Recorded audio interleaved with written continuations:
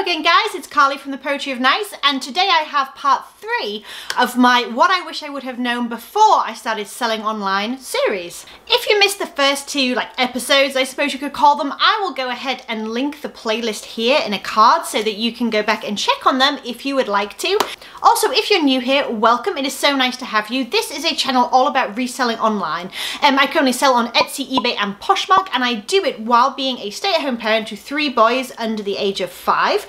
So this channel is a lot to do with what I buy, what I sell, tips and tricks for doing that, day in the life, and some of the balance and act that I have as running a family and running a business at the same time. So today's episode is going to be about getting social in ways that will support your online reselling business. I have about 6 different tips here that, I've had 6 different tips here that I'm going to share with you, which kind of round up some things that I wish that I would have known right back at the beginning when I first started reselling online, and in ways that I could utilize social media and just the apps themselves to kind of ramp up traffic or ramp up sales or just educate and support myself a little better. If that sounds interesting, please do stick around for the rest of the video, and if you're new here, please do think about hitting that subscribe button down below, and don't forget to say hi in the comments as well. Okay, so my tip number 1 is going to be groups. I'm specifically going to focus on Facebook groups for this tip, and I'm going to give you 4 different groups that I personally am a part of, have been part of for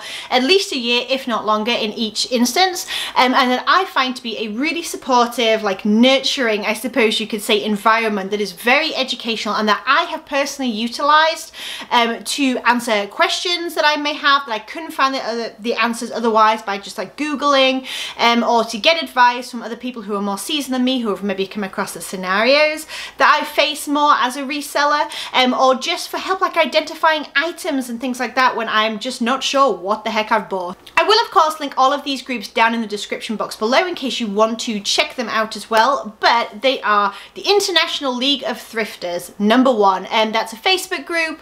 It is centered around all different kinds of reselling, all different platforms, and again, it is well monitored. I have been an admin there myself, so I know that the people there care very much about quality control and making sure it is a safe space for people, and it's just full of people who have advice from all around the world about how to better yourself as a reseller and a business owner. Group number 2 on Facebook is the Boss Up Facebook group, and this is run by Katie Zilberberg, who actually won an eBay Shine Award, I believe, a couple of years ago. The reason why I want to point this out is, again, educational value. It is a fantastic group in terms of the amount of knowledge that is gathered there, but I personally really appreciate that it is a space, again, a safe space. It's something that is monitored very closely.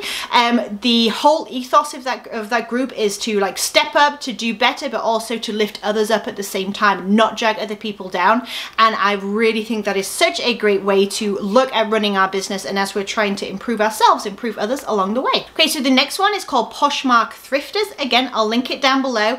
I have loved this space as a Poshmark seller because it really is focused on picking things up in order to resell them on Poshmark, which is sort of one side of the market of Poshmark. You know, we have the one side where it's people selling their old clothes from their closet, which I guess is how Poshmark started out. And then we have the whole other side where it's very business focused in terms of picking up inventory, managing that inventory, ways to strategize sales growth and follower growth and all that kind of stuff. And so that is a good group I have found for that side of things.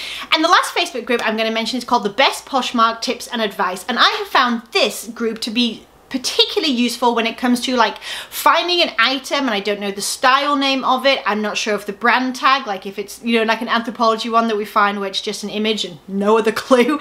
Lululemon, when I'm trying to find exactly what I have in my hand and it looks like every other legging under the sun and I don't know where to start.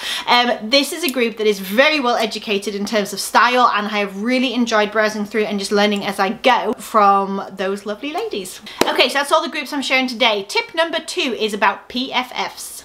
If you don't know what a PFF is, it is a Poshmark Friend Forever, and essentially that means somebody that you have kind of sort of vibed with, I suppose, if you will, and you get online and you have somehow ended up in a circle of showing each other's closets. That's the only way I can really describe it. I have a few people that every single day I go share my own closet in the morning, and I go into their closet and I share some items from them, and sometimes I'll do in the evening as well, just depending how busy I am, but they do the same for me as well, and that's why it's important. There's definitely a back and forth happening. You are getting your items out in front of their followers habitually and right back at them, they're doing the same for you. Now I still think there's more value in sharing your own items above other people's, but I think it's really nice to have a small collection of people that you know every single day pretty much they're going to be on there sharing your items, because life happens. We don't always get to be as active in our Poshmark closets as we want to, especially as a stay-at-home parent, and it's really nice to know that in a way in the morning my shop is starting even if I'm not right there at the keyboard already.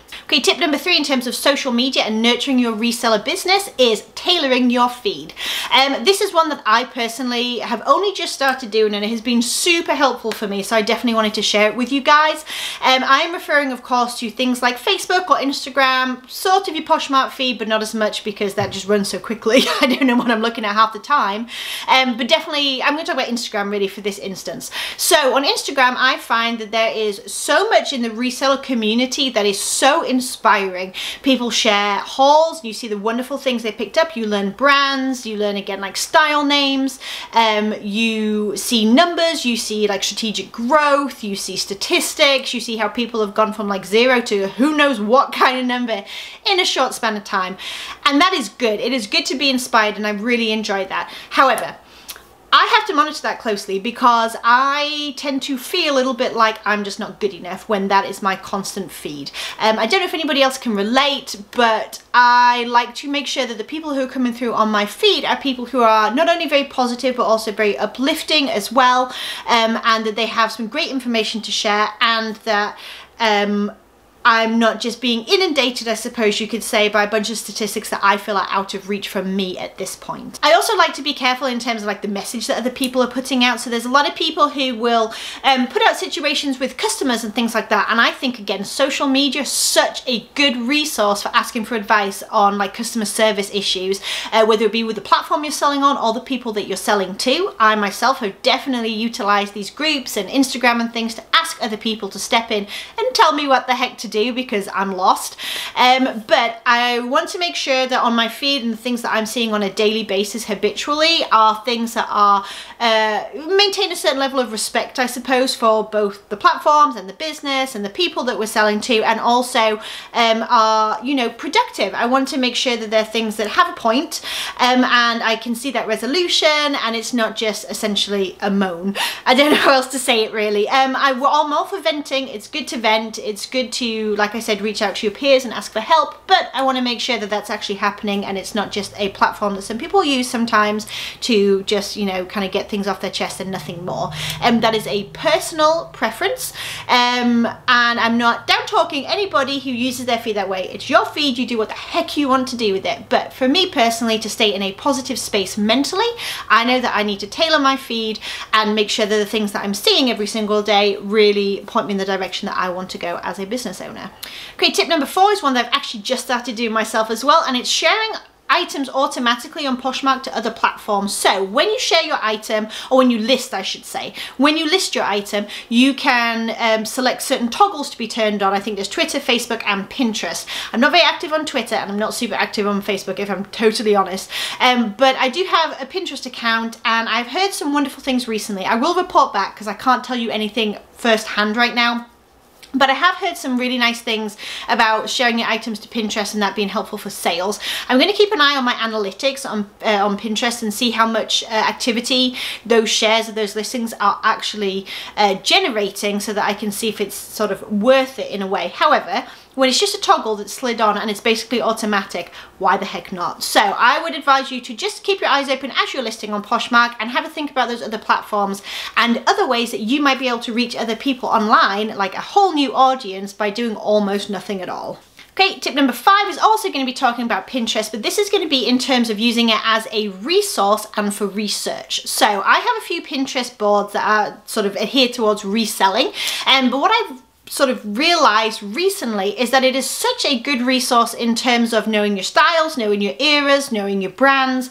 You know, you can go on there and just type like Anthropologie brand collage and you're going to see some amazing images showing you all of those different labels from somewhere like Anthropologie. That is such good visual information for sort of preparing yourself to go out and thrift. And then the same when it comes to like neckline cuts, skirt cuts, dresses, all kinds of different style verbiage that we should have in our descriptions when we're making sure that we're using fantastic keywords that help us with SEO and all kinds of different stuff on the different platforms so that we can get our items seen. Pinterest is a great place to start, just looking up those things. I even go there when I have an item and I know it's vintage but I just can't pinpoint the era. I'll go there and I'll look at some similar styles and I'll start to narrow it down by decade what I actually have in front of me. So my advice would be to take a trip on over to Pinterest, start yourself a board and start collecting some information that appeals to you and what you sell in your business. And my last tip number 6 would be to get active in your YouTube community. So I've had the pleasure of getting to know so many of you guys in the comments down below in my YouTube videos. I'm starting to really recognize different names that sort of come back every single week and say hello. I love that, by the way. Thank you so much for doing that. And I'm getting to meet new people at the same time. One thing I will point out though is down there in the comments there is so much useful information circulating. If you have a question, pop it down there. I will do my best to answer it, but there are other people here who also know as much, if not more than I do, who will totally jump in and give you their 2 cents as well. It's absolutely worth it. You are so incredibly welcome to come say hello and ask your questions.